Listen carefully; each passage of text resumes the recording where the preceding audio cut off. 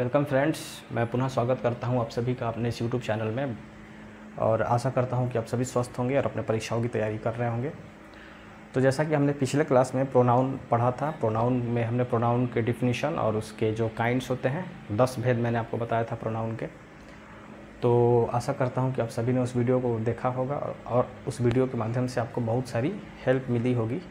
ठीक है, तो फ्रेंड्स आइए आज हम लोग प्रोनाउन के दूसरे वीडियो, पहले पार्ट में मैंने प्रोनाउन और प्रोनाउन का पहला जो काइंड होता है पर्सनल प्रोनाउन, उसके टाइप को बताया था और साथ ही साथ पर्सनल प्रोनाउन का सबसे इम्पॉर्टेंट जो एक टेबल मैंने आपको बनाया था बोर्ड पे, 4 ऐसे करके टेबल, उस टेबल को आप अवश्य पढ़िएगा, वो बहुत हेल्पफुल है आपके लिए, बहुत इम्पॉर्टेंट है। तो उसी क्रम में आगे बढ़ते हुए आज हम लोग जो है प्रोनाउन का दूसरा काइंड है जो पॉजेसिव प्रोनाउन है और फिर इसी तरह आगे बढ़ते हुए पढ़ेंगे। तो चलिए आइए देखते हैं कि पॉजेसिव प्रोनाउन क्या होता है। देखिए, दूसरा है पॉजेसिव प्रोनाउन जिसका हिंदी होता है, पॉजेसिव का मतलब होता है अधिकार। ठीक है, पॉजेसिव का हिंदी होता है अधिकार, तो यानी इसका हिंदी अधिकारवाचक सर्वनाम। मैं फिर से आपको बता दूं कि हम लोग हिंदी में सर्वनाम भी देख रहे हैं। ठीक है, मतलब कि इंग्लिश ग्रामर और हिंदी व्याकरण दोनों साथ साथ हम लोग पढ़ रहे हैं। आइए देखते हैं पॉजेसिव प्रोनाउन का हिंदी हुआ अधिकारवाचक सर्वनाम। देखिए इसका डिफिनीशन क्या होता है। The pronoun used to show possession, used to show possession मतलब कि जो अधिकार दिखाने का काम करे, जो अधिकार बताए, वैसे शब्द, वैसे सर्वनाम जो अधिकार दिखाने का या अधिकार बताने का कार्य करें या जिससे अधिकार का पता चले उसे अधिकारवाचक सर्वनाम कहते हैं। डिफिनीशन फिर से एक बार देखते हैं। The pronoun used to show possession is called possessive pronoun, यानी वैसे सर्वनाम जिनसे अधिकार का, जैसे किसी वस्तु पर यदि हम अधिकार दिखाते हैं, जैसे अगर कहना हो कि यह कलम मेरी है, इसका मतलब ये हुआ कि इस कलम पर मेरा अधिकार है। किसी को ये कलम चाहिए तो मुझसे हो सकता है कि मुझसे पूछ के लेनी पड़े, या हम लोग किसी को फ़ोन अगर मोबाइल फ़ोन होता है तो कोई हमसे हमारा मोबाइल फ़ोन लेता है तो पूछ के लेता है। तो इसी तरह जिस भी चीज़ पे हमारा अधिकार हो, अधिकार दिखाना हो, यह घर मेरा है, यह मेरा भाई है, यह मेरी पुस्तक है, वह तुम्हारी गुड़िया है, इस तरह से, यानी कि आपका संबंध या अधिकार उस चीज़ से आप दर्शा रहे हैं, तो उसको कहते हैं possessive pronoun.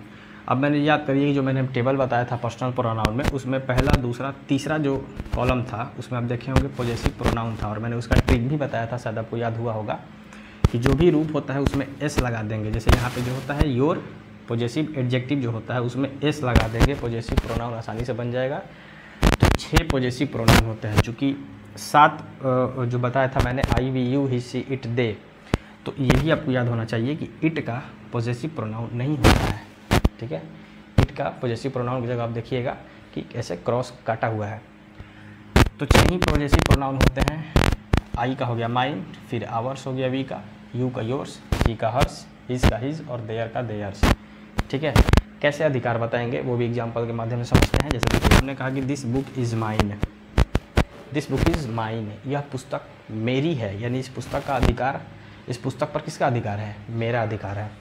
That pain is yours, वह कलम तुम्हारी है, यानी उस कलम पर किसका अधिकार है? तुम्हारा अधिकार है। दोज बैग्स आर देयर्स, ये जो बैग्स हैं, वे जो बैग्स हैं किनकी हैं? उनकी हैं, यानी उन बैग्स पे किसका अधिकार है? उनका अधिकार है। दीज डॉल्स आर हर्स, ये गुड़िया जो हैं किसकी है? उसकी है। इसका मतलब आप समझ गए होंगे कि ये सब जो वर्ड जो मैंने रेड से अंडरलाइन किया है, ये क्या है? पॉजेसिव प्रोनाउन है और पॉजेसिव प्रोनाउन का प्रयोग किसी भी वस्तु से, किसी भी वस्तु से क्या कर जाता है? अधिकार बताने के लिए। आप समझ रहे होंगे कि इस सेंटेंस में इस बुक का संबंध माइन से है, यानी इस बुक पे मेरा अधिकार है। पेन का संबंध योर से, यानी कि योर का अधिकार है इस कलम पे। ठीक है, उसी तरह इसका है इस पे, इसका अधिकार है इस पे। तो ये जो 6 जो वर्ड्स हैं जो आपको बोर्ड पे दिखाई दे रहे हैं, इनका प्रयोग अधिकार बताने के लिए किया जाता है। ठीक है, अब यहाँ पे एक नोट आपको देखना है, मैंने उसमें भी बताया था कि एक नोट ये है कि हिज जो है, हिज अब देखिएगा उस कॉलम में, देखिए वापस आपको बार बार पर्सनल प्रोनाउन का टेबल देखना पड़ेगा, इसलिए मैंने कहा था कि आप किसी ग्रामर के बुक को भी देख के फॉलो करिएगा या फिर इसको नोट्स बना लीजिएगा। देखिए हिज एक ऐसा वर्ड है जो पॉजेसिव प्रोनाउन और पॉजिटिव एडजेक्टिव दोनों में एक ही होता है, क्योंकि आप कहीं भी हिज में एस लगाते हुए नहीं देखेंगे, यानी डबल एस नहीं, ये गलत हो जाएगा। तो हिज पॉजेसिव प्रोनाउन भी है, पॉजेसिव एडजेक्टिव भी है। अंतर क्या है दोनों में? अंतर है बस दोनों के यूज़ पे। चलिए एक अंतर आपको मैं बताता हूँ। पॉजेसिव प्रोनाउन जो आप पढ़ रहे हैं पॉजेसिव एडजेक्टिव भी पढ़ना है, उसी तरह डिमॉन्स्ट्रेटिव एडजेक्टिव भी पढ़ना है, उसी तरह बहुत सारे प्रोनाउन ऐसे हैं जिनका नाम एडजेक्टिव से मिलता जुलता है लेकिन दोनों के यूज़ में अंतर है, यही आपको समझना है।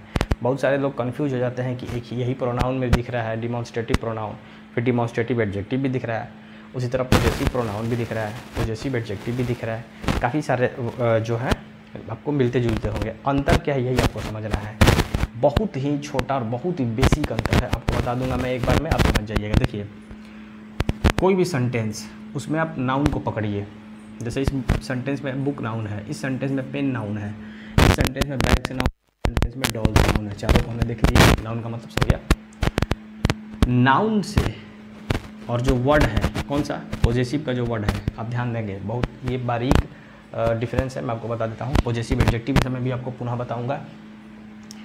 पॉजेसिव प्रोनाउन का यदि वर्ड रहेगा तो उससे और नाउन में थोड़ी सी दूरी रहेगी, यानी डिफरेंस रहेगा, यानी दोनों वर्ड के बीच में हो सकता है कि भर्ब या कुछ और आ जाए, हालांकि जनरली भर्ब ही आता है, जैसे यहाँ पे इज भर्ब है, यहाँ पे आर भर्ब है, ठीक है। किसी भी सेंटेंस को आप उठा लीजिए, यदि उसमें पॉजेसिव प्रोनाउन है, ये पॉजेसिव प्रोनाउन का वर्ड है, तो आप देखिएगा कि उसमें उस वर्ड से नाउन में थोड़ा डिफरेंस रहेगा, दूरी रहेगी, और बीच में एक अदर वर्ड भर्ब हो या कुछ भी, लेकिन जनरली भर्ब ही होता है, ठीक है। ये सबसे बड़ा डिफरेंस है। लेकिन जैसे ही आप पॉजेसिव एडजेक्टिव पढ़िएगा, थोड़ा सा मैं यहाँ पे इसको मिटा रहा हूँ, ठीक है, एक मैं यहाँ पे वर्ड सेंटेंस लिख रहा हूँ पॉजेसिव एडजेक्टिव का, पॉजेसिव एडजेक्टिव का ध्यान देंगे। पॉजेसिव एडजेक्टिव अभी चैप्टर शुरू नहीं हुआ है, लेकिन चूंकि पॉजेसिव प्रोनाउन भी पढ़ना है, पॉजेसिव एडजेक्टिव भी पढ़ना है, तो पॉजेसिव एडजेक्टिव का एक सेंटेंस मैं आपको बता रहा हूँ किस प्रकार का सेंटेंस होगा। देखिए पॉजेसिव एडजेक्टिव पे जो सेंटेंस होगा वो होगा दिस इज़ माई बुक, यही आपको डिफरेंस मैं बताना चाह रहा हूँ। देखिए पॉजेसिव प्रोनाउन और पॉजेसिव एडजेक्टिव में क्या अंतर है, आप इस दोनों एग्जाम्पल के माध्यम से समझने का प्रयास करिए। यहाँ पे मैंने आपको बताया कि पॉजेसिव प्रोनाउन से नाउन के वर्ड के बीच में एक नया शब्द या अदर शब्द या भर्ब कुछ भी रहेगा, ठीक है, जनरली यहाँ भर्ब ही रहता है, यानी दूरी रहेगा। तो ये सेंटेंस क्या है, कौन सा सेंटेंस है, पॉजेसिव प्रोनाउन है। क्योंकि आप वर्ड देख के भी बता सकते हैं कि यही 6 वर्ड ही पॉजेसिव प्रोनाउन होता है, लेकिन उसका मैं आपको यूज़ बता रहा हूँ किस प्रकार से यूज होता है। पॉजेसिव एडजेक्टिव में आप देखिएगा कि पॉजेसिव एडजेक्टिव के ठीक बाद या उससे एकदम ठीक सटा हुआ तुरंत बाद क्या होता है, हमारा नाउन होता है, ठीक है। यही सबसे बड़ा डिफरेंस है। फिर से मैं बता रहा हूँ, पॉजेसिव प्रोनाउन और नाउन के बीच डिफरेंस, और पॉजेसिव एडजेक्टिव और नाउन एकदम से सटा हुआ, यही होता है डिफरेंस पॉजेसिव प्रोनाउन और पॉजेसिव एडजेक्टिव का। तो आपको सेंटेंस में कैसे गलती दिया जाएगा, इस तरह से एग्जाम में गलती दिया जा सकता है, एरर दिया जा सकता है, पता करने के लिए कि आपको कितना ग्रामर का नॉलेज है। माइन की जगह यहाँ माई और माई की जगह माइन दे दिया जाएगा, सेंटेंस में आपको एरर ढूंढना होगा, ठीक है। दिस बुक इज़ माई गलत हो जाएगा, दिस इज़ माइन बुक गलत हो जाएगा। क्या सही है, दिस इज़ माई बुक, यानी कि पॉजेसिव एडजेक्टिव के साथ सटा होगा क्या, हमारा नाउन, और दिस बुक इज़ माइन, यानी कि यहाँ पे डिफरेंस है, तो यहाँ पॉजेसिव प्रोनाउन। आशा करता हूँ आप इस चीज़ को समझ गए होंगे। देखिए सिलेबस को जितना आसानी से समझिएगा उतना आपके लिए क्या है, फ़ायदेमंद है, क्योंकि एग्ज़ाम काफ़ी करीब है, हम लोग को एग्ज़ाम के पर्पज़ से पढ़ना है, ठीक है। तो कोशिश करेंगे कि कम समय में ज़्यादा से ज़्यादा चीज़ को गेन करें, ठीक है, और समझते हुए चलेंगे, ठीक है। ये बहुत ही बेसिक चीज़ है। मैं वापस से पॉजेसिव एडजेक्टिव जब पढ़ाऊँगा आपको, तो वहाँ भी पॉजेसिव एडजेक्टिव और पॉजेसिव प्रोनाउन में फिर इसके अंतर को बताऊँगा, ठीक है। चलिए आगे बढ़ते हैं। अब पढ़ते हैं डिमॉन्स्ट्रेटिव। अब आप सोच रहे होंगे कि सर यहाँ पे 3 नंबर पर डिमॉन्स्ट्रेटिव बता रहे हैं, पिछले वीडियो में मैंने शायद डिमॉन्स्ट्रेटिव 5 नंबर पे लिखा होगा, 3 नंबर पे होगा आपका रिफ्लेक्सिव, फिर इम्फैटिक, ऐसे करके होगा, और डिमॉन्स्ट्रेटिव 5 नंबर पे होगा। लेकिन इस वीडियो में डिमॉन्स्ट्रेटिव को मैंने 3 नंबर पे रखा है। क्रम आगे पीछे मैंने किया है, उसके पीछे रीज़न यह है कि रिफ्लेक्सिव प्रोनाउन और इम्फैटिक प्रोनाउन दोनों एक साथ सीखिएगा तो जल्दी सीख जाइएगा। जैसे यहाँ पे आप दोनों चीज़ डिमॉन्स्ट्रेटिव पॉजेसिव प्रोनाउन और एडजेक्टिव जल्दी सीख गए, तो उसी तरह इम्फैटिक और रिफ्लेक्सिव का संबंध एक दूसरे से जुड़ा हुआ है। तो मैं वहाँ पे मतलब इसके आगे रिफ्लेक्सिव प्रोनाउन और इम्फैटिक प्रोनाउन एक साथ बताऊँगा, ठीक है। चूँकि बोर्ड पर जगह नहीं था, इसलिए मैंने डिमॉन्स्ट्रेटिव को पहले बता रहा हूँ। बहुत आसान है, चलिए आगे देखते हैं। डिमॉन्स्ट्रेट का मतलब होता है इशारा करना। डिमॉन्स्ट्रेट का मतलब होता है संकेत करना, या ऐसे इशारा करना। जैसे यह पुस्तक मेरी है, ठीक है, वह कुत्ता मेरा है। उसी प्रकार मैंने कहा कि वह घर मेरे दोस्त का है, तो मैं ये क्या कर रहा हूँ, इशारा कर रहा हूँ, यह वह। या मैंने कहा कि ये जूते मेरे हैं, ठीक है। तो आप यहाँ देख सकते हैं कि डेफिनेशन एक बार हम लोग देख लेते हैं। डेफिनेशन है कि the pronoun used to point out का मतलब होता है दर्शाना, पॉइंट आउट द ऑब्जेक्ट या इशारा करना, टू विच इट रेफर्स, जिसको हम रेफर कर रहे हैं यानी जिसकी ओर संकेत कर रहे हैं, इज कॉल्ड डिमॉन्स्ट्रेटिव प्रोनाउन। बहुत आसान शब्दों में इसका डेफिनेशन है कि the pronoun used to point out the object to which it refers is called. यहाँ ऑब्जेक्ट भी हो सकता है, एक से अधिक भी हो सकता है, क्योंकि यहाँ दो जो है प्लूरल है, ठीक है। ऑब्जेक्ट और ऑब्जेक्ट्स भी हो सकता है, दोनों। सिंगुलर भी हो सकता है, क्योंकि देखिए मैं ये भी कह सकता हूँ कि यह मेरी कलम है, ये भी कह सकता हूँ कि ये मेरी कलमें हैं, एक से अधिक कलम भी तो हो सकता है। तो ऑब्जेक्ट और ऑब्जेक्ट्स दोनों हो सकता है, हालांकि ऑब्जेक्ट भी चल जाएगा डिफिनेशन में। The pronoun used to point out the objects to which it refers, तो फिर जब प्लूरल होगा तो यहाँ आर हो जाएगा, आर कॉल्ड डिमॉन्स्ट्रेटिव प्रोनाउन, ठीक है। चूँकि डिफिनेशन तो आपकी परीक्षा में आएगा नहीं, लेकिन चूँकि मुझे बताना है तो मैं आपको डिफिनेशन सहित बता रहा हूँ, ठीक है। तो चलिए, 4 ही वर्ड हैं, ध्यान से समझिएगा, 4 ही वर्ड हैं जिनसे हम दुनिया में किसी भी चीज़ को डिमॉन्स्ट्रेट करते हैं, ठीक है। और वो 4 वर्ड आपके सामने लिखे हुए हैं, दिस, दैट, दीज, दोज। चारों का यूज़ जल्दी से फटाफट समझ लेते हैं। देखिए, दिस का मतलब आपको पता है यह होता है, दैट का मतलब वह होता है, दिस का मतलब ये होता है, और दोज का मतलब वे होता है। चारों का यूज़ में अंतर है, समझिए। देखिए, इसमें से ये दो हैं, ये दो भाई सिंगुलर हैं, सिंगुलर मतलब एक वचन में प्रयुक्त होते हैं, ठीक है। दिस और दैट एक वस्तु के लिए यूज होगा। जैसे हम कहेंगे दिस इज़ माई पेन या this is a pen, that is a box, ठीक है। तो ये दोनों सिंगुलर के लिए प्रयोग हुआ। एक वस्तु का जब डिनोट करना हो तो इसका प्रयोग करेंगे। और ये जो दोनों भाई हैं, दीज और दोज, इनका प्रयोग एक से अधिक, मोर देन वन। जैसे कहना हो कि वे गायें हैं तो कहेंगे दोज आर काउज, ठीक है। या कहना हो कि ये गुड़ियाँ हैं तो दीज आर डॉल्स, मतलब एक से अधिक गुड़िया। तो अब ध्यान देंगे, दिस और दैट का प्रयोग सिंगुलर के लिए, दीज और दोज का प्रयोग प्लूरल के लिए। फिर एक और स्टेप है, क्या दूसरा स्टेप है, दिस, ध्यान देंगे, दिस और दीज। मैं थोड़ा सा आपको एक बार ऐसे अंडरलाइन कर रहा हूँ, आप समझ जाइएगा। दिस और दीज, इन दोनों का प्रयोग नज़दीक की वस्तुओं के लिए होता है, ठीक है। यदि कोई चीज़ हमसे दूर रखी है तो हम ये नहीं कह सकते हैं कि दिस इज, नो। दिस का प्रयोग वैसे वस्तुओं के लिए होगा जो हमारे आसपास के है, जिसको हमारी पहुंच से हम छू सकते हैं आसानी से। जैसे हम कह सकते हैं दिस इज़ माई बोर्ड, या मेरा बोर्ड है, या this is A white board, ये भी कह सकते हैं। दिस इज़ ए पेन कह सकते हैं, दिस इज़ ए माइक कह सकते हैं, ठीक है। दिस इज़ ए बल्ब कह सकते हैं, ठीक है। तो इस तरह से जो चीज़ हमारे नज़दीक है, हमारे नीचे यहाँ पे बुक है तो कहेंगे दिस इज़ अ बुक। लेकिन जब कोई चीज़ हमसे दूर हो, अगर वो हमारी से थोड़ी दूर पर कोई कुत्ता बैठा है तो हम कहेंगे दैट इज़ अ डॉग, ठीक है। या दैट इज़ अ बुक कह सकते हैं, कोई पुस्तक हमसे दूर है तो, ठीक है। तो याद रखिए, दिस का प्रयोग नज़दीक और एक, लेकिन नज़दीक में ही अगर 10 लड़कियां बैठी हैं तो हम कहेंगे दीज आर गर्ल्स, ठीक है। तो नज़दीक के लिए दिस और दीज, ठीक है, का प्रयोग। तो बच गया दैट और दोज, ये दोनों का प्रयोग दूर के लिए किया जाता है। जैसे दोज, जैसे हम मेरे कुछ मित्र अगर दूर खड़े हैं तो कहेंगे इशारा करके कि दोज आर माई फ्रेंड्स, वे मेरे मित्र हैं, ठीक है। ये नहीं कह सकते हैं कि ये मेरे मित्र हैं। ये का मतलब वो चीज़ आपके पास होना चाहिए, आपके आसपास में थोड़ी सी दूरी पर होना चाहिए, ठीक है। तो यहाँ पे हमने क्या सीखा, हमने 2 चीज़ सीखा। मैं इसको थोड़ा सा एक बार कोशिश करता हूँ कि अच्छे से लिख के आपको समझा देता हूँ, ठीक है। चलिए फ्रेंड्स देखते हैं। जैसे मैंने लिखा दिस, दैट, फिर मैंने लिखा दिस और दीज और दोज।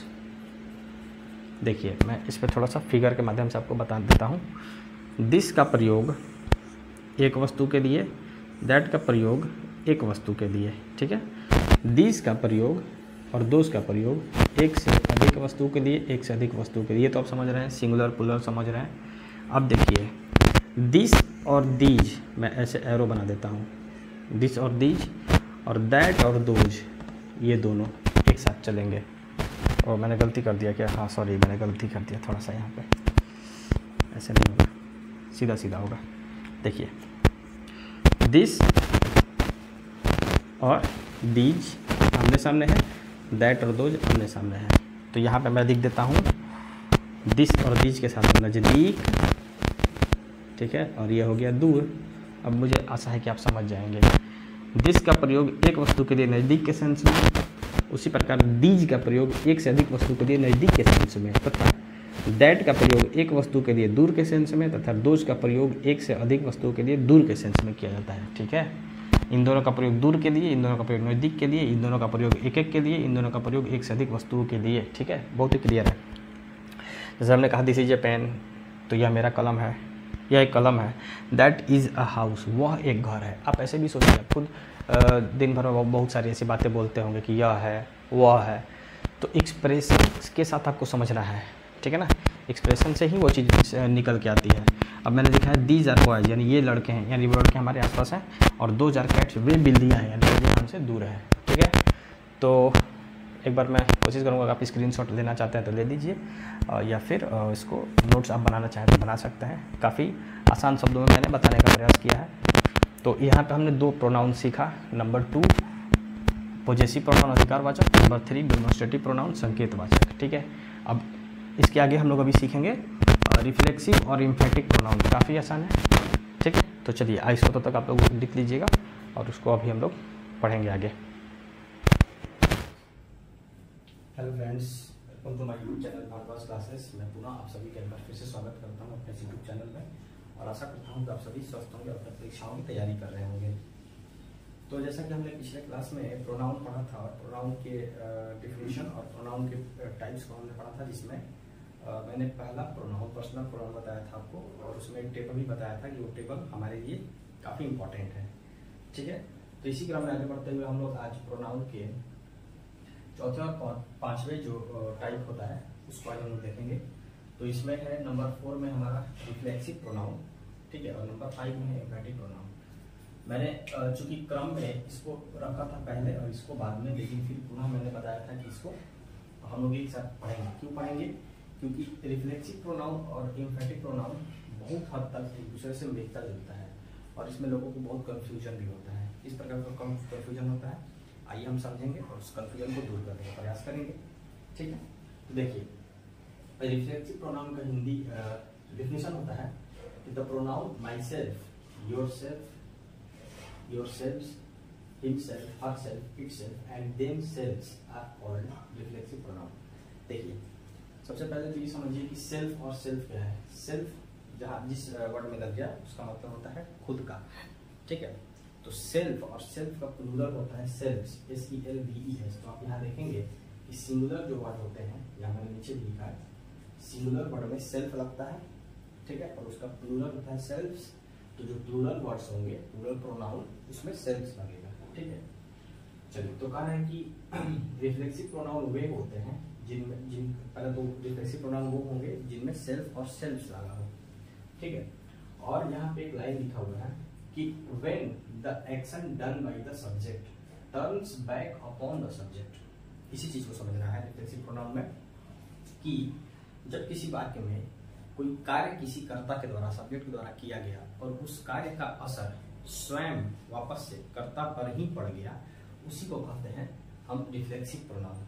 ठीक है, जैसे यहाँ पे हम डिफिनेशन देखेंगे, एग्जांपल देखेंगे, आई हर्ट माई सेल्फ। तो इसका हिंदी हुआ कि मैंने खुद को चोट पहुंचाया।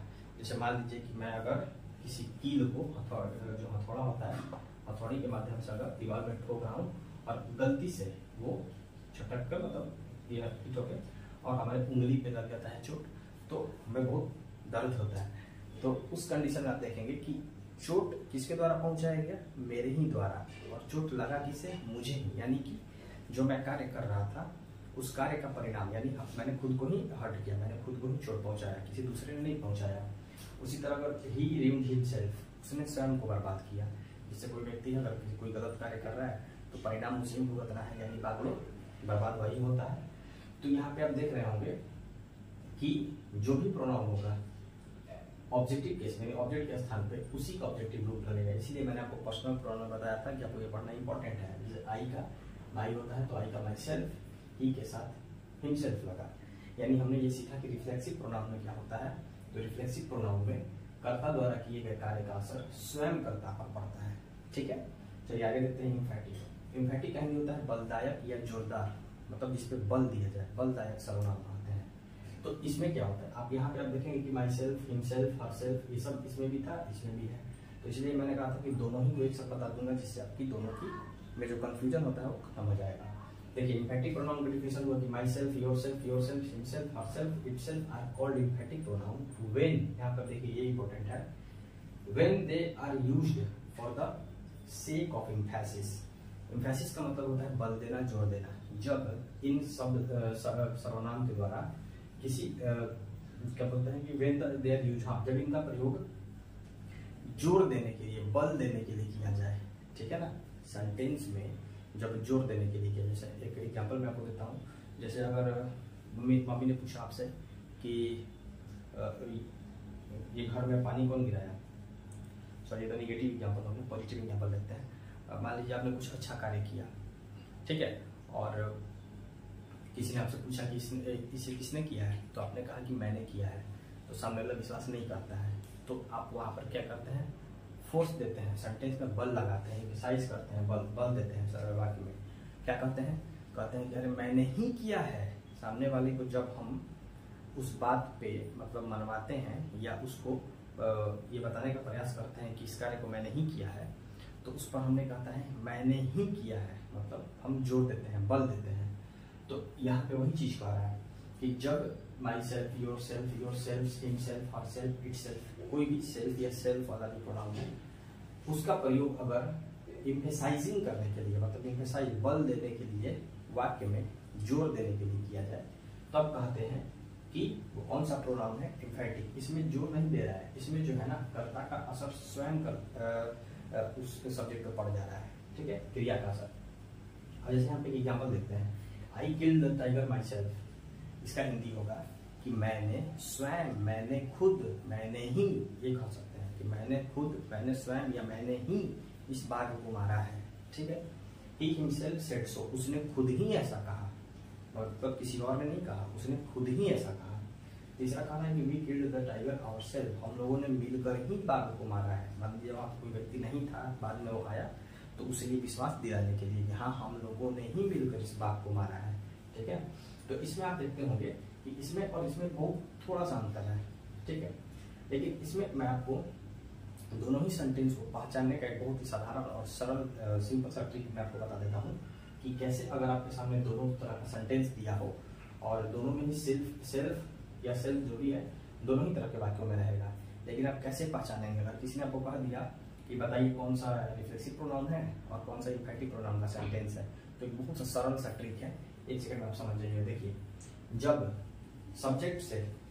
सब्जेक्ट से सेल्फ और सेल्फ वाला वर्ड दूर हो जाए, यानी कि उन दोनों के बीच में कोई भार आ जाए, ठीक है, फिर से सुन लीजिए।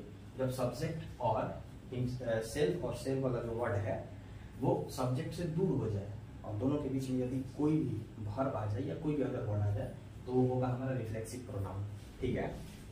लेकिन जैसे ही वो सब्जेक्ट के बगल में, यानी सब्जेक्ट के साथ, सब्जेक्ट से तुरंत सटा हुआ सेल्फ और सेल्फ वाला वर्ड आ जाए, तो समझिए कि वहां पे जोर दिया जा रहा है, यानी कि उस चीज पे एकदम बहुत ही बल दिया जा रहा है। जैसे यहाँ पे आप किसी भी सेंटेंस को उठा के देख लीजिए, ही हिमसेल्फ आई किल्ड। अब यहाँ पे चूंकि आप कहिएगा कि यहाँ पे तो सर नहीं हो रहा है, ठीक है, यहाँ पे नहीं होगा, लेकिन ये जो वाक्य है ना इम्फैटिक प्रोनाउन का जो सेंटेंस है ये दो तरीका से बनता है। चूंकि मैंने यहाँ लिखने में थोड़ा सा ये मिस्टेक हो गया, यहाँ पे आप इस तरह से बनाइए, I myself killed the tiger, sorry ये बात बिल्कुल सही है, ठीक है। मतलब ये वाक्य जो है ना ये सेंटेंस है इम्फैटिक का, दोनों ही तरीका से बन सकता है। ही हिमसेल्फ सेड सो या ही सेड सो हिमसेल्फ। लेकिन इम्फैटिक बात देखेंगे कि इस जो सेल्फ और सेल्फ वाला वर्ड होता है इसके ठीक सटा हुआ रहता है। यहाँ भी इस तरह से हो जाएगा कि we our self killed the tiger, ठीक है। लेकिन हो सकता है कि दोनों में कहीं कहीं डिफरेंस भी दिया रहता है, लेकिन जब आप सेंटेंस को पढ़िएगा तो आपको ये पता चल जाएगा कि इसमें उस बात पे बल दिया जा रहा है और इसमें बल नहीं दिया जा रहा है, इसमें केवल कर्ता का क्रिया का जो असर है वो स्वयं कर्ता पे पड़ रहा है। ठीक है, तो इसमें ज़्यादातर निगेटिव सेंटेंस भी होते हैं, जैसे हर्ट कर दिया, रिम्ड कर दिया, इस तरह से। ठीक है, तो इस तरह से अब नीचे एक नोट है, नोट कर देख लीजिए कि सिंगुलर के साथ मैंने शुरू में बताया था सेल्फ लगता है, जैसे हिम, ही का हिमसेल्फ हुआ। ठीक है, सी का हरसेल्फ होगा, यू का योरसेल्फ। यू के साथ यहाँ पे देखिए, यू एक ऐसा प्रोनाउन है जो कि आप पर्सन में पढ़िएगा तो उसमें भी देखिएगा कॉलम में आता है, फर्स्ट पर्सन में भी और सॉरी सेकंड पर्सन के सिंगुलर और प्लूरल दोनों में यू आता है। कारण क्या है, देखिए यू का मतलब होता है तुम, यू का हिंदी तुम, और तुम दो अगर व्यक्ति है तो तुम दोनों भी होगा, तुम लोग भी होगा, यानी यू एक ऐसा प्रोनाउन है जो सिंगुलर भी है प्लूरल भी है। ठीक है, तो अगर सेल्फ लगा है, यही पहचान है इसका, यू के साथ अगर सेल्फ लगा है यानी यू के पॉजेसिव एडजेक्टिव के रूप में योर सेल्फ लगा है, यानी एक आदमी का बोध हो रहा है जब एक व्यक्ति हो। ठीक है, यहाँ मैंने लिखा दिया योर सेल्फ, और योर में यदि सेल्फ लग गया VES तो एक से अधिक व्यक्ति हो जाएंगे। ये केवल यू के लिए है, बाकी सब तो आप समझ ही सकते हैं, सिंगुलर के साथ सेल्फ और प्लूरल के साथ सेल्फ्स। ठीक है, तो ये हमने पढ़ा रिफ्लेक्सिव प्रोनाउन और एम्फैटिक प्रोनाउन। चलिए आगे बढ़ते हैं, इसी क्रम में हम लोग पढ़ेंगे, इसके बाद जो नेक्स्ट देखते हैं कौन सा प्रोनाउन है। ठीक है,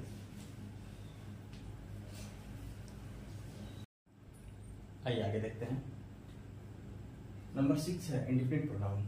इंडिफिनिट का हिंदी होता है अनिश्चयवाचक, अनिश्चित। जैसे हम लोग बोलते हैं ना कि डिफिनिट है, डिफिनिट का मतलब निश्चित और उसका अपोजिट वर्ड है इंडिफिनिट का मतलब अनिश्चित। तो यहाँ पे इंडिफिनिट प्रोनाउन यानी ऐसा प्रोनाउन जो डिफिनिट ही ना हो, इंडिफिनिट हो यानी अनिश्चित हो। ठीक है, तो देखिए करेक्ट डेफिनेशन है कि an indefinite pronoun refers to person और thing in a general way and does not refers to any person और थिंग इन ए पर्टिकुलर।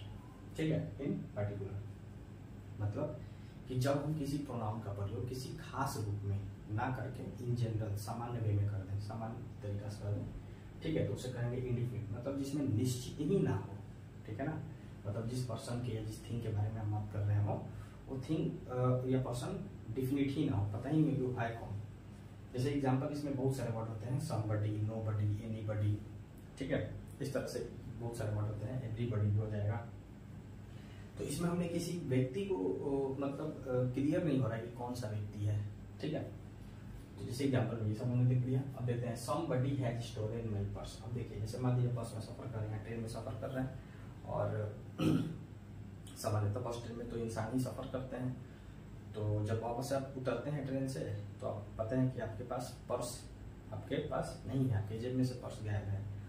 तो जाहिर सी बात है कि ट्रेन में या बस में किसी इंसान ने ही आपके पर्स को चुराया होगा, लेकिन चूंकि आपको तो पता नहीं है किसने चुराया, लेकिन इतना तो कन्फर्म है कि कोई पर्सन ही था, लेकिन आप उसको पहचानते नहीं है। तो उस कंडीशन में हम जो है समबडी का प्रयोग करेंगे। ठीक है ना, कहेंगे somebody has stolen my purse, किसी ने मेरी पर्स चुरा ली। यहाँ पे हिंदी होगा किसी ने। अब यहाँ पे कोई क्लियर नहीं है कि किसी कौन है। ठीक है, किसी ने, कोई समझो तो कोई आ रहा है, तो उसका तो हमको पता नहीं कौन आ रहा है, लेकिन दूर से लगता है कि कोई आ रहा है, इस तरह से। तो somebody has stolen my purse, somebody, nobody, everybody, something, nothing, everything। ठीक है, body और thing लगा के बहुत सारे प्रोनाउन हम बना सकते हैं। thing जिसमें लग गया तो हो जाएगा थिंग के लिए, वस्तु के लिए, जीव के लिए, जैसे समथिंग। ठीक है, समथिंग हैज लॉस्ट, कुछ तो गुम हुआ है, इस तरह से नहीं हम कहते समथिंग हैज लॉस्ट, कुछ गुम हो गया है। तो उसी तरह और समबडी लग जाएगा तो हो जाएगा इंसान के लिए यानी कि पर्सन के लिए। और उसी तरह हमने कहा कि नो वन भी लगता है, समवन, नो वन या समबडी, इस तरह से। No one can do this, इसे कोई नहीं कर सकता, मतलब कोई इंसान नहीं कर सकता। ठीक है, तो नो वन भी क्या है, हमारा इंडिफिनिट प्रोनाउन है। क्यों? क्योंकि नो वन से क्लियर ही नहीं हो रहा है किसके बारे में बात हो रही है। ठीक है, उसी तरह एनीबडी कैन गो देयर, वहां कोई भी जा सकता है। तो एनीबडी भी क्या है, प्रोनाउन है, कौन सा, इंडिफिनिट प्रोनाउन है। ठीक है, क्योंकि इसमें निश्चित ही नहीं हो रहा है किस व्यक्ति के बारे में बात हो रही है, लेकिन इतना कंफर्म है कि किसी व्यक्ति और वस्तु के बारे में ही बात हो रही है, लेकिन कौन ये पता नहीं है। ठीक है, तो ये सब हमारे हो गए इंडिफिनिट प्रोनाउन। अब आगे बढ़ते हैं, नेक्स्ट जो है वो हम लोग देखते हैं कौन सा, डिस्ट्रीब्यूटिव प्रोनाउन। ठीक है, डिस्ट्रीब्यूटिव प्रोनाउन का हिंदी होता है व्यष्टिवाचक, इस तरह से होता है। तो इसमें 3 होते हैं, ईच, आइदर और नाइदर। ठीक है, ईच, आइदर, नाइदर। ईच का हिंदी होता है प्रत्येक। मान लीजिए कि 10 लड़के हैं, ठीक है। तो सभी सब बारी बारी से सभी को ना करके हम ईच बोल दिए तो वही हिंदी हुआ, यानी प्रति एक, प्रति प्लस एक प्रत्येक। तो ईच का हिंदी होता है प्रत्येक, ठीक है। तो ईच आइदर, आइदर का सेंस होता है दो में से कोई एक। यदि दो लड़के हैं और मान लीजिए आपके पास कोई एक ही चॉकलेट है तो उन दोनों में से कोई एक ही खाएगा, तो वहाँ पे आइदर का प्रयोग होगा। और यदि दो में से कोई नहीं, मतलब नाइदर है, दो बच्चे हैं और दोनों में से कोई नहीं, तो नाइदर का प्रयोग होता है। होता कुछ नहीं है, आइदर के पहले एन लगा दिए तो नाइदर बन जाएगा, ठीक है। स्पेलिंग दोनों का सेम ही है, केवल इसमें एन लग जाता है। तो आइए इसको देख लेते हैं। करेक्ट वे ईच आइदर और neither are used as pronoun, they are called distributive pronoun. जब ईच, आइदर और नाइदर ये ऐसे प्रोनाउन है, जब भी किसी सेंटेंस में आपको दिख जाए तो समझिए कि कौन से प्रोनाउन है, डिस्ट्रीब्यूटिव, डिस्ट्रीब्यूटिव प्रोनाउन, ठीक है। आप देखते हैं जैसे दो लड़के हैं या बहुत सारे लड़के हैं, तो हम वहां पा सकते हैं कि each of you is gentle, तुम में से प्रत्येक जो हो वो जेंटल हो, नेक हो, यानी सभी को उन्होंने ईच के माध्यम से वहां सभी को संबोधित कर दिया। उसके बाद आइदर हो भी हो सकता है, नाइदर वाला भी सेंटेंस हो सकता है, ठीक है। Each of the boys is gentle, ये भी सेंटेंस हो सकता है कि प्रत्येक जो बच्चा है वो क्या है, इंटेलिजेंट है, सॉरी इंटेलिजेंट यहाँ पे जेंटल है, यानी कि बुद्धिमान है, तेज है, ठीक है। तो ईच, आइदर और टाइगर तीन ऐसे प्रोनाउन हैं जिनको डिस्ट्रीब्यूटिव प्रोनाउन कहा जाता है। अब यहाँ पे एक छोटा सा मैंने नोट लिखा है, जैसे कि मैंने आपको बताया था कि बहुत सारे प्रोनाउन और एडजेक्टिव जो है उनका नाम मिलता जुलता है, ठीक है। केवल आपको ये ध्यान रखना है कि कौन सा प्रोनाउन का क्राइटेरिया है और कौन सा एडजेक्टिव का। तो मैंने आपको बताया भी था कि डिमॉन्स्ट्रेटिव में बताया था, उसी प्रकार इसमें भी होता है। डिस्ट्रीब्यूटिव प्रोनाउन का ये है कि डिस्ट्रीब्यूटिव प्रोनाउन को आपने सीख लिया कि ईच, आइदर, नाइदर। अब ईच, आइदर, नाइदर आपको डिस्ट्रीब्यूटिव एडजेक्टिव में भी मिलेगा, वहां पे क्या होता है बस थोड़ा सा अंतर है। देखिए ईच, आइदर, नाइदर के ठीक बाद सेंटेंस में ईच, आइदर, नाइदर के ठीक बाद सटा हुआ तुरंत नाउन आ जाए, कोई भी नाउन, तो एडजेक्टिव हो जाएगा। देखिए एडजेक्टिव टोटली डिपेंड है नाउन पे, ठीक है।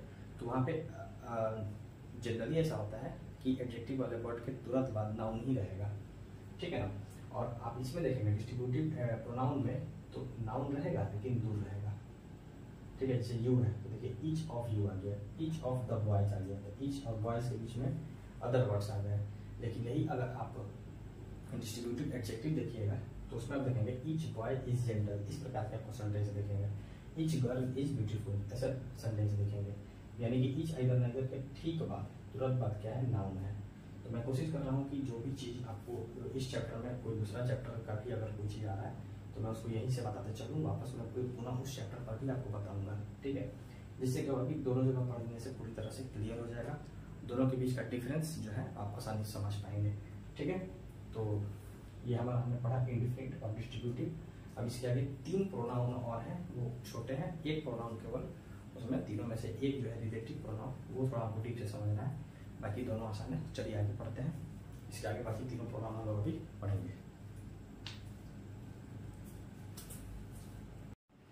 आइए आगे बढ़ते हुए हम लोग देखेंगे रेसिप्रोकल प्रोनाउन और दूसरा है हमारा उसके आगे रिलेटिव प्रोनाउन। तो इन दोनों को समझेंगे। देखिए रेसिप्रोकल प्रोनाउन का डेफिनेशन है कि each other and one another are called reciprocal pronoun. Each other and one another, दोनों का हिंदी एक ही होता है, एक दूसरे, ठीक है। तो जब किसी भी सेंटेंस में ईच अदर या वन अनदर आ जाए जिससे एक दूसरे का भाव का बोध हो तो उसे कहेंगे हम रेसिप्रोकल प्रोनाउन। जैसे एग्जांपल हो गया दे लव्ड ईच अदर, एक दूसरे से प्रेम करते थे, या we should respect each one another या ईच अदर, एक ही है। ईच अदर और वन अनदर का प्रयोग आप एक दूसरे के स्थान पे कर सकते हैं। इससे हिंदी हुआ कि हमें एक दूसरे का सम्मान करना चाहिए, ठीक है। तो ये ज़्यादा कठिन नहीं है, बिल्कुल ही आसान है। Each other and one another are called reciprocal pronoun, ठीक है। जब भी किसी सेंटेंस में ये दोनों वर्ड आ जाए तो समझिए कौन सा प्रोनाउन है, रेसिप्रोकल, ठीक है। आगे बढ़ते हैं रिलेटिव प्रोनाउन, ये सबसे इंपॉर्टेंट है प्रोनाउन में, ठीक है। एक तो पर्सनल प्रोनाउन और उसके बाद ये भी एक है जो हमारा स्टार है, इंपॉर्टेंट है, ठीक है। देखते हैं क्या रिलेटिव का हिंदी होता है संबंध, जैसे रिलेटिव्स आए हैं यानी संबंधी। तो जब हम किसी प्रोनाउन से संबंध जोड़ने का कार्य करें वैसा प्रोनाउन जो हमारे किसी घटना से या किसी चीज से संबंध जोड़े उसे हम लोग कहेंगे रिलेटिव प्रोनाउन। डिफिनेशन क्या है, A relative pronoun refers to some noun या pronoun going before ठीक है, जैसे यहाँ पे लिखा है गोइंग बिफोर का मतलब हुआ कि पहले ही कुछ हुआ है उससे उसको जोड़ रहा है, संबंध बता रहा है, ठीक है। तो वही कह रहा है कि some noun pronoun going before and relates, relate का मतलब होता है जोड़ना, रिलेशन बनाना, जोड़ना, रिलेट करना, द सेड नाउन प्रोनाउन, ठीक है, ऑफ वर्ड्स कमिंग आफ्टर। देखिए कह रहा है कि जब किसी वाक्य में रिलेटिव प्रोनाउन का काम यह है कि उस नाउन उस सेंटेंस में आने वाले नाउन और प्रोनाउन के साथ संबंध जोड़े, पहले जो नाउन प्रोनाउन आया है उससे आगे आने वाले सेंटेंस का संबंध जोड़ने का कार्य करे, उसे रिलेटिव प्रोनाउन कहते हैं, यानी कि संबंधवाचक। देखिए नाम से ही बहुत सारा चीज क्लियर हो जाता है, अगर आप नाम को भी अच्छे से दिमाग में याद कर लेते हैं तो उससे आपका डेफिनेशन या बहुत सारा चीज क्लियर हो जाता है, ठीक है। रिलेटिव प्रोनाउन कहने वाला होता है संबंधवाचक। सेंटेंस में क्या काम करेगा, तो जो पहले से नाउन प्रोनाउन आएंगे उनका संबंध आगे आने वाले शब्दों से जोड़ने का कार्य करेगा, वही है रिलेटिव प्रोनाउन। जैसे यहाँ पे देखिए दो सेंटेंस लिखे हैं, इन दोनों को हम लोग एक रिलेटिव प्रोनाउन के वर्ड के जरिए, रिलेटिव प्रोनाउन की सहायता से हम जोड़ सकते हैं। कैसे समझते हैं, this is the pen, full stop, एक सेंटेंस खत्म, करें यही वह कलम है, या वही कलम है, यह एक कलम है, ये भी कर सकते हैं। यहाँ पे द लगा है खास हो गया, the pen was given to me, ठीक है, द पेन वाज, जो कलम मुझे दिया, या कलम मुझे दिया गया था। अब दोनों सेंटेंस को जोड़ते हैं, इसको फुल स्टॉप हटा दिए, दिस इज द पेन, ठीक है, this is the pen that was given to me. आप देखेंगे हुआ क्या, देखिए यहाँ का तो द पेन था और यहाँ पे दिस इज द पेन, यहाँ के जब कहते हैं उतार दिया। अब हम फिर इस द पेन को, दिस इज द पेन, ये नाउन है ना, सेंटेंस का नाउन है, और फिर इस पूरा सेंटेंस का ये नाउन है। तो एक नाउन जब आ गया तो पुनः हम एक ऐसा वर्ड रखेंगे जो रिलेटिव प्रोनाउन का कार्य करके उसको जोड़ने का कार्य करेंगे, यानी बार बार आपको द पेन दिखने की आवश्यकता नहीं है। तो हमने देखा कि दिस इज द पेन, ठीक है, that was given to me, यानी इसको हम हटा देंगे। तो अब ये क्या कर रहा है कि यह वही कलम है, सेंटेंस में यहाँ पे इस तरह का वाक्य बन रहा है कि यह वही कलम है। जैसे मान लीजिए मैंने ये कलम देखा, यार ये कलम अच्छा लग रहा है, कल मुझे किसी ने ये कलम गिफ्ट कर दिया, तो मैं क्या कहूँगा कि यह वही कलम है जो मतलब यह वही कलम है जो मुझे दिया गया था, ठीक है ना, जो मैंने देखा था इस तरह से। तो this is the pen that was given to me, ठीक है। उसी तरह मान लीजिए कि कोई अगर दूर पे कोई लड़का गाना गा रहा है तो क्या कहेंगे कि the boy who is singing, the boy who is singing is my brother. लड़का जो वहाँ पे गाना गा रहा है वो मेरा भाई है, यानी उस लड़के से आपने क्या किया, संबंध जोड़ने का कार्य किया, ठीक है। वो लड़का जो वहाँ गा रहा है वो कौन है, मेरा भाई है, ठीक है। उसी तरह is the boy who met me yesterday. मान लीजिए कि आप कल किसी लड़के से मार्केट में मिले थे या कहीं भी मिले थे, पुनः वो लड़का अगले दिन या 2 दिन के बाद आपसे फिर मिल गया, तो आप क्या कहेंगे, लग रहा है कि इस लड़के को हम पहचानते हैं, तो फिर याद आएगा अच्छा यह वही लड़का है, this is the boy, this is the boy, यह वही लड़का है जो मुझे कल मिला था, ठीक है ना। तो आप कल मिले वाले लड़के से आज उसको रिलेट कर दिए। इसका मतलब ये हुआ कि वाक्य में पुनः बार बार आने वाले जो नाउन है या एक बार भी अगर आता है तो उसको यहाँ से हटा देंगे और एक बार यहाँ लिख देंगे पहले वाले को और उससे संबंध जोड़ देंगे। अब यहाँ पे आप एक चीज देख रहे होंगे कि यहाँ पे पेन है, पेन चूंकि निर्जीव चीज है तो हमने दैट से जोड़ा है, ठीक है। लेकिन यदि सेंटेंस में कोई लिविंग थिंग आ जाए, यानी कि कोई प्राणी आ जाए, कोई इंसान आ जाए, दैट से नहीं जोड़ेगा। बॉय क्या है, लिविंग है तो हु से जोड़ेंगे, ठीक है, बॉय है तो हु से जोड़ेंगे, निर्जीव है तो दैट से। लेकिन किसी किसी बात के बाद देखिएगा कि दैट से भी जोड़ देता है तो ग्रामेटिकली उसको भी सही मान लिया जाता है, ठीक है ना। चलिए आगे देखते हैं। तो ये हमारा हो गया reciprocal pronoun and relative pronoun. अब सिर्फ और सिर्फ एक प्रोनाउन बचा है जो कि लास्ट और अंत है, वो है इंट्रोगेटिव प्रोनाउन, ठीक है। तो इंट्रोगेटिव प्रोनाउन बहुत आसान है, उसमें ज़्यादा ऐसा कुछ ही नहीं है, बिल्कुल है कि WH वर्ड जो होते हैं ना, जो उनका प्रयोग WH वाले वर्ड जो होते हैं, जैसे वाई हो गया, वाट हो गया, वेन हो गया, हो गया, इस तरह से जो शब्द होते हैं जो प्रश्न पूछने का काम करते हैं, उनका प्रयोग यदि प्रश्न पूछने के साथ साथ प्रोनाउन के रूप में हो तो उसको हम लोग कहेंगे क्या, इंट्रोगेटिव प्रोनाउन। चलिए उसको डेफिनेशन के माध्यम से यहाँ पे हम लोग अभी उसको समझ लेते हैं। आइए सबसे लास्ट में जो बचा है वो है इंट्रोगेटिव प्रोनाउन। अभी मैंने बताया इंट्रोगेटिव प्रोनाउन का हिंदी होता है प्रश्नवाचक सर्वनाम, ठीक है। तो प्रश्नवाचक सर्वनाम वो होते हैं जिसमें कि हम कोई प्रश्न पूछते हैं सेंटेंस में, ठीक है। अभी मैंने बताया कि who, what, which, whom, when, where, ये सब क्या है इंट्रोगेटिव वर्ड है। WH फैमिली मेंबर आप जानते होंगे कि WH फैमिली मेंबर सिर्फ इसमें एक वो होता है हाउ, ठीक है। बाकी सब जो है W से शुरू होते हैं, when, who, whom, where, which, when, what, इस तरह से ये WH फैमिली मेंबर होते हैं, ठीक है। तो इनका प्रयोग इंट्रोगेटिव यानी प्रश्न पूछने के लिए किया जाता है। तो यहाँ कह रहा है कि वैसे pronoun, the pronoun used for asking questions is called an interrogative pronoun, ठीक है। वैसे प्रोनाउन, वैसे सर्वनाम जिनका प्रयोग हम प्रश्न पूछने के लिए करते हैं, जैसे पूछते हैं ना कि हु आर यू, तुम कौन हो, तुम कौन हो, वेयर आर यू गोइंग, तुम कहाँ जा रहे हो, व्हाट इज योर फादर, तुम्हारे पिताजी क्या है, तो हम क्या कर रहे हैं, प्रश्न पूछ रहे हैं, ठीक है। तो जिस प्रोनाउन का प्रयोग हम प्रश्न पूछने के लिए करें, ये सब वर्ड्स जो देख रहे हैं ये सब क्या है इंट्रोगेटिव प्रोनाउन है, प्रश्न पूछ रहे हैं, ठीक है। तो ये हमारे इंट्रोगेटिव प्रोनाउन के साथ हमारा पूरा प्रोनाउन चैप्टर समाप्त हुआ, जिसमें प्रोनाउन के हमने डिफिनीशन बारी बारी से प्रोनाउन के टाइप्स और उनके डिफिनीशन और उसके एग्जाम्पल को समझा, ठीक है। अब इसमें एक चीज आपको मैं बता देता हूँ नोट में, इंट्रोगेटिव एडजेक्टिव भी होता है, ठीक है। वही होगा जैसे मैंने बताया था कि WH वर्ड्स के ठीक बाद क्या आ जाए, कोई नाउन आ जाए। जैसे इसमें देखिएगा नाउन है लेकिन दूर है, जैसे पूज से पेन, ये नाउन है, दूर है। जिसमें दूर वाला जो होगा वो सब प्रोनाउन होगा, और जिसमें नाउन तुरंत उस वर्ड के बाद सट जाएगा, जैसे कि WH वर्ड के बाद सट जाएगा नाउन। अब जैसे एक सेंटेंस में यहाँ पे लिख रहा हूँ, जैसे मैंने लिखा कि विच बुक इज योर्स, इसका हिंदी में तुम्हारी पुस्तक कौन सी है। तो आप यहाँ पे देखेंगे WH वर्ड के तुरंत बाद क्या सट गया, हमारा नाउन सट गया, इसके तुरंत बाद आ गया, ठीक बाद आ गया।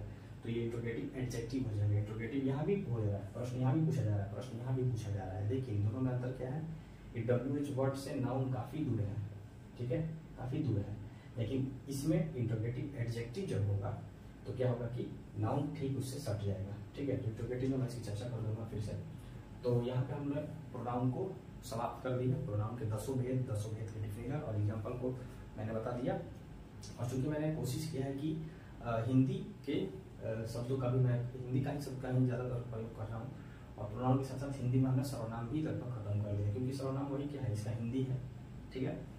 तो आशा करता हूँ कि आप इन सभी चीज़ों को अच्छे से समझ गए होंगे, जो कि आपके पढ़ाई में और परीक्षाओं में काफ़ी कारगर होगा। तो आप इसमें क्या करिए कि इस 10 को पढ़ने के बाद, पूरे प्रोनाउन को पढ़ने के बाद, और खासकर उस पर्सनल प्रोनाउन जो टेबल है उसको अवश्य पढ़िए। और इन सभी को पढ़ने के बाद आप क्या करेंगे कि कोई भी ग्रामर का बुक उठाइए और उस पर जो प्रैक्टिस सेट है, साथ ही साथ अगर आप BPSC का जो टीचर का जो तैयारी कर रहे हैं तो उसके लिए आपने कोई ना कोई बुक अवश्य खरीदा होगा। मैं कोई बुक को रिकमेंड नहीं करूँगा, आप जो भी मार्केट में अच्छे बुक हैं, और हिंदी ग्रामर, इंग्लिश ग्रामर पढ़ने के लिए कोई स्पेशल बुक खरीदने की आवश्यकता तो है नहीं। आपके पास पुराना कोई भी बुक अवश्य होगा, ठीक है। नहीं होगा तो छोटे भाई बहन का 9th तक लेवल का भी आप बुक उठा सकते हैं ग्रामर का, और उससे आप क्या करिए कि इस पर आधारित जो भी प्रश्न है, ठीक है ना, उसको आप सॉल्व करिए, उसको ज़्यादा से ज़्यादा बनाइए, ज़्यादा से ज़्यादा कोशिश करिए, ठीक है, जिससे कि आप गलती कर करके और आसानी से जल्दी ही सीख जाएंगे। क्योंकि बस हमारे पास ज़्यादा समय तो है नहीं, अब मुश्किल से 1-1.5 महीना के आसपास समय रह गया है, 2 महीना 1.5 महीना यही समय है। तो उसमें हम क्या करेंगे कि क्वेश्चंस पे ज़्यादा फोकस करेंगे, चैप्टर पढ़ के और उसको अप्लाई करेंगे क्वेश्चंस पे, ठीक है। तो यहाँ पे हमने प्रोग्राम को ख़त्म किया, और नेक्स्ट क्लास में हम लोग कोई एक नया टॉपिक पढ़ेंगे, या तो हिंदी व्याकरण का भी हो सकता है या इंग्लिश ग्रामर का, ठीक है। तो इस तरह से हम कोशिश करेंगे कि जल्द से जल्द हर एक चैप्टर को आसानी से और जल्दी से समझ के और इस पूरे सिलेबस को जल्द खत्म किया जाए, और साथ ही साथ हम लोग अपना प्रैक्टिस वर्कबुक पे प्रैक्टिस भी करते रहेंगे, ठीक है फ्रेंड्स। तो मिलते हैं अगले वीडियो में, तब तक के लिए